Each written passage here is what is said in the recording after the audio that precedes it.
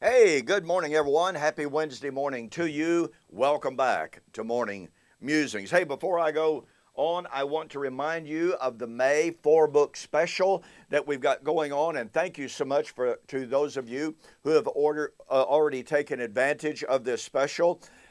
This 4-book special will help you to understand the resurrection a great deal. Number one, a book of my formal public debate with James Jordan, wonderful man, thoroughly wonderful and enjoyable public debate.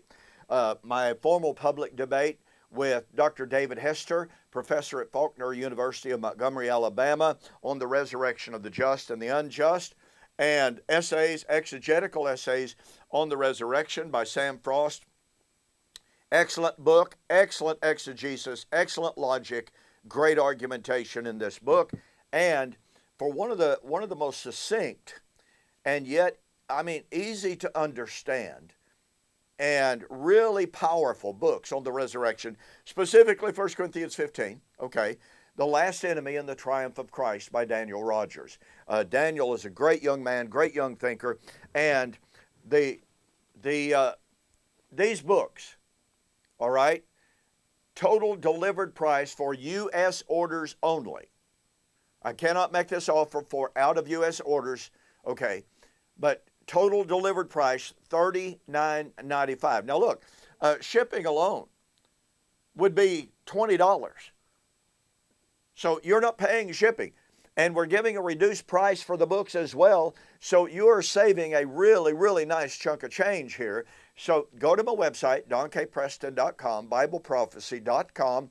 There's a really nice banner put up there by my fantastic webmaster, Alan Morton, and just click on it and march right through it. Total delivered price this is for May 2020, U.S. orders only, $39.95. Take advantage of that really fantastic special.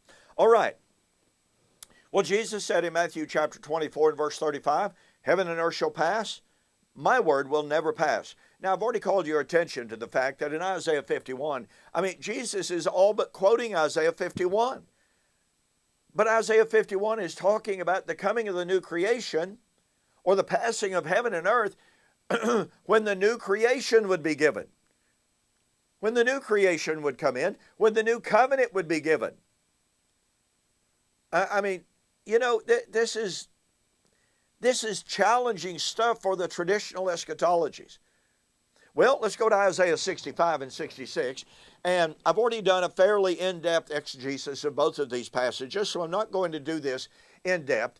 But I just want you to notice that in Isaiah chapter 65, number one, the prediction of the new creation is directly, inseparably, and irrefutably in the context of the destruction of Old Covenant Israel at a time when she would fill up the measure of her sin and be destroyed, at the time of the salvation of the righteous remnant. Now, Jesus said Israel was going to fill up the measure of her sin in his generation. Paul was dealing with the salvation of the righteous remnant in the first century. Now, in that context, in which the Lord said to Old Covenant Israel, Isaiah 65:15, you shall leave your name as a curse to my chosen, for the Lord God will slay you. Now look, folks, you got to catch this. If this is talking about some end of time, destruction of literal physical heaven and earth, then Old Covenant Israel is not destroyed until the end of time. And if you take the end of time scenario, the passing of literal physical heaven and earth scenario, then you are positing the destruction of Old Covenant Israel at the end of time. But wait, Isaiah 65 is the judgment of Old Covenant Israel for filling up the measure of their sin. Matthew 23 and 24, the destruction of Old Covenant Israel, including Jerusalem and the temple, because of Israel's filling up the measure of her sin. Verse 17 now of Isaiah 65. For, see, that connects it with the previous comments. The previous comments about the time of the destruction of Israel. For behold, I create new heavens and a new earth. The former what? Well, it's kind of an elliptical statement. The former heavens and earth. So here is a prediction of the destruction of heaven and earth. Just like Jesus said in Matthew 24:35. And it's the prediction of a new heaven and a new earth. And it's in the context of the destruction of Old Covenant Israel, just like Matthew 24 is in the context of the destruction of Old Covenant Israel. Now here's where the traditional view starts running into some really severe problems. Where do the futurists place the coming of the new heaven and the new earth? Oh, at the end of time. That's easy, right? Now, there's some division within the futurist camp, especially between the amillennial and the postmillennial world, and even the dispensationalist in a different context. But in the amillennial and postmillennial world, there are many who believe, this is the way I was raised, by the way, who believe that literal physical creation will be annihilated right down to the atomic structure. Nothing left.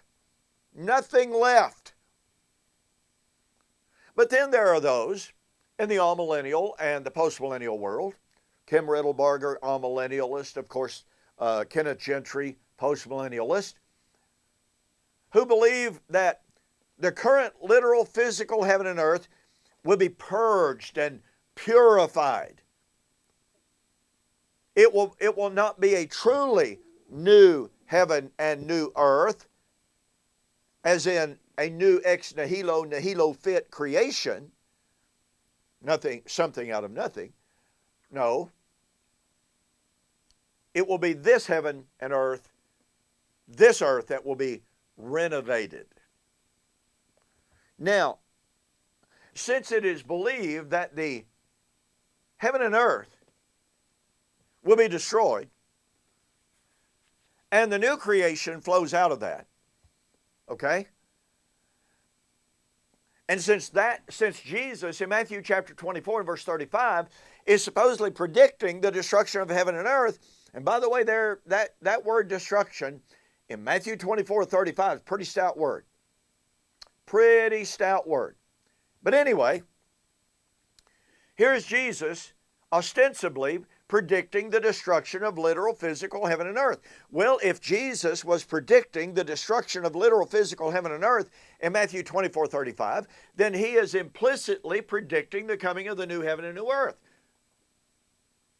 And oh, by the way, it would be in fulfillment of Old Covenant prophecy. So, where in the Old Testament do we find the prophecy of the coming of the new heaven and the new earth at the destruction of the old heaven and the old earth? Oh, well, that would be Isaiah 65 and 66. Oh, or Isaiah 51.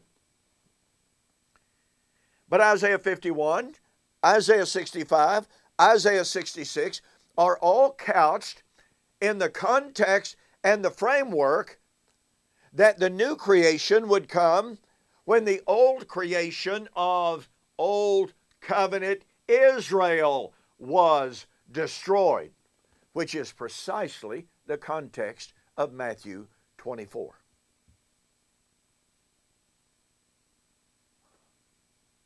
So since Jesus in Matthew 24:35 is supposedly predicting the coming of a new heaven and new earth, and he is implicitly, if the new creation comes at the destruction of the old, then since Jesus is predicting the destruction of the old, then he's predicting the coming of the new.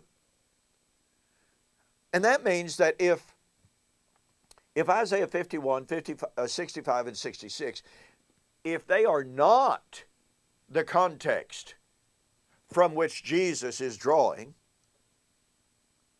if they are not the context for the destruction of literal physical heaven and earth, then where in the Old Testament do we find a prediction of the destruction of literal physical heaven and earth? You know, I have asked my amillennial opponents this on numerous occasions. I have yet to have an opponent give me a clear-cut example of an Old Testament prophecy of the destruction of literal physical heaven and earth. You know what they've done? They've given me Isaiah 65:66. When I've shown what the context is, they drop that subject like a hot rock. Absolutely like a hot rock. There are no Old Testament prophecies of the destruction of literal physical heaven and earth. Now, since Jesus' eschatological doctrine was from the Old Testament, then unless he's giving us new revelation in Matthew chapter 24, verse 35, and unless he is not echoing Isaiah 51, which we explored yesterday, then that means he's not predicting the destruction of literal physical heaven and earth in Matthew 24:35. And he's not. All right? Hey, thanks so much for joining me for this morning's morning musing. We will see you tomorrow, Thursday, on the flip side.